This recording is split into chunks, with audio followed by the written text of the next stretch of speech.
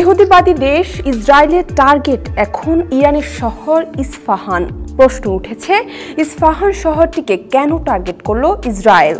এ বিষয়ে Al Jazeera বলছে, শহরটিকে কৌশলগতভাবে গুরুত্বপূর্ণ হিসেবে বিবেচনা করা হয়। ইরানের একটি প্রধান সামরিক বিমান ঘাঁটি ছাড়াও দেশটির ইউরেনিয়াম সমৃদ্ধকরণ কর্মসূচির কেন্দ্রস্থল নাতানজ শহর সহ বেশ কয়েকটি পারমাণবিক স্থাপনা রয়েছে এ প্রদেশটিতে।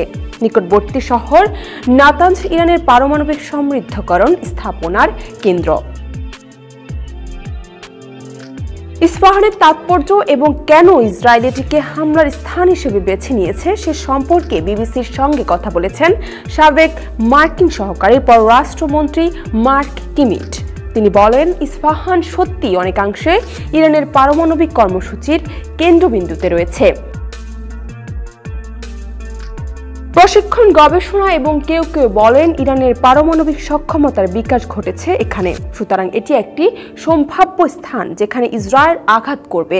কারণ ইসরায়েলিদের সবচেয়ে বড় ভয় আজকের অব্যাহত ক্ষেপণাস্ত্র নয়, বরং আগামীকালের ইরানের একটি পারমাণবিক সক্ষমতা। মার্কিন কর্মকর্তারা শুক্রবার দেশটির গণমাধ্যম সিবিএসকে বলেছেন, ইসরায়েলি ক্ষেপণাস্ত্র ইরানে আঘাত করেছে, তবে হামলার মাত্রা, সঠিক লক্ষ্যবস্তু এবং তা সেই লক্ষ্যবস্তুতে আঘাত করেছে কিনা তা এখনো স্পষ্ট নয়। ইরানি গণমাধ্যমগুলো এ ঘটনাকে তেমন গুরুত্ব দিচ্ছেন না। গত 1 এপ্রিল সিরিয়ার দামেস্কে ইরানি কনসুলেটে হামলা চালায় ইসরায়েল।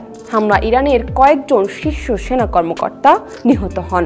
ওই হামলার জবাবে গত 13 এপ্রিল শনিবার রাতে ইসরায়েলকে লক্ষ্য করে 3 শতাধিক ড্রোন ও ক্ষেপণাস্ত্র ছড়ে ইরানের রেভলিউশনারি গার্ড কোর।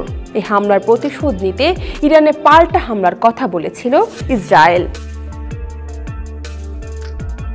ইরানে পাল্টা হামলা না করার জন্য ইসরায়েলকে আহ্বান জানাচ্ছে আমেরিকা সহ অন্যান্য পশ্চিমা মিত্ররাও।